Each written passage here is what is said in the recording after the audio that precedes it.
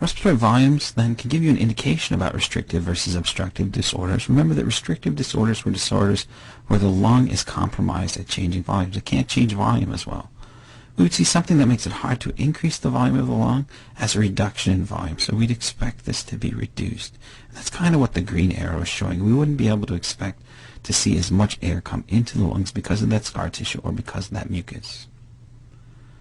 Next, remember that obstructive disorders are disorders where there's something that blocks the flow of air. So we wouldn't necessarily expect the volumes to change, but we would expect the rates to change.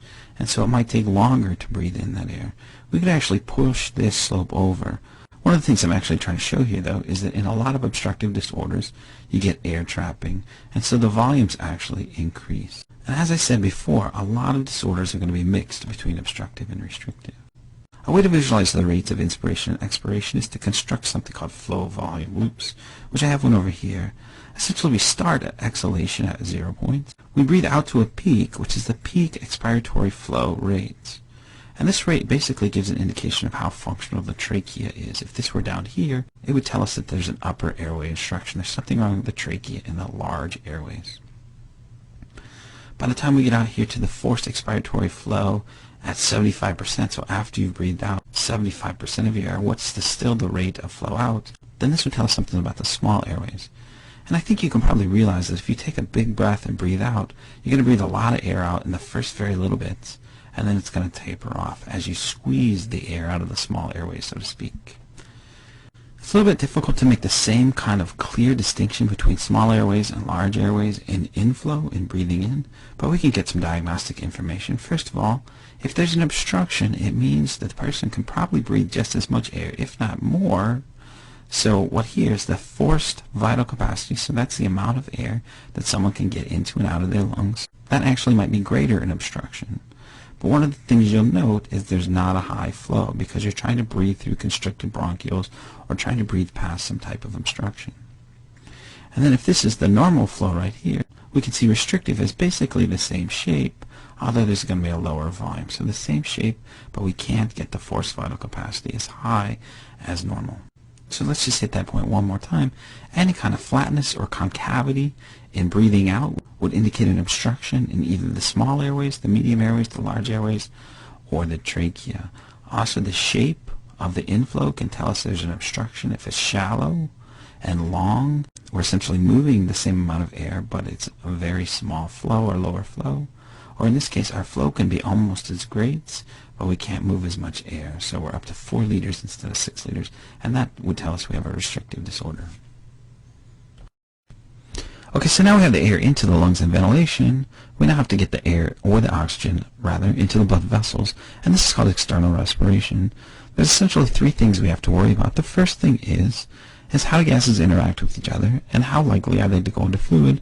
And this is called partial pressure gradients and gas solubilities, and there's 2 physical laws here that describe this, Henry's law and Dalton's law.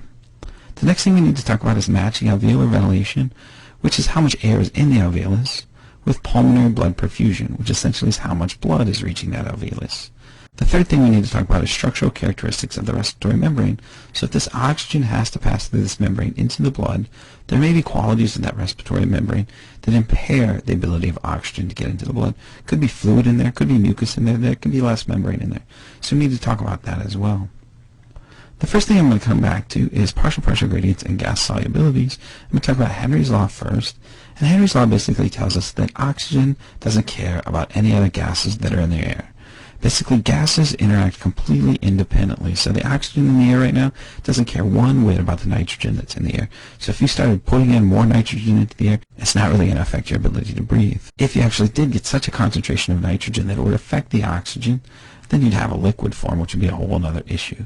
So there's plenty of room for gases to do their own thing without being interacted with by others. Now you might be asking yourself right now, hold on, DJ, I know about carbon monoxide in the air, and that's going to make it hard to breathe, or even CO2. Now those are different because those gases, all 3 of those gases, will compete for hemoglobin. And so that's going to be more of an effect on transport, not on external respiration. So let's come back to Henry's law first. And Henry's law basically tells us that even though there's lots of nitrogen in the air around you right now, it doesn't really affect the ability of oxygen to go into your blood. And there's even less CO2. There's a second part of this equation that I've tried to formulate, and that's Dalton's law. Just because there's a lot of a particular gas around you doesn't mean it's equally likely to go into a fluid. Gases do not go into fluid equally. So even though there's more nitrogen around you right now, it doesn't like to go into fluid, including blood. So you actually have less nitrogen in your blood than you have CO2.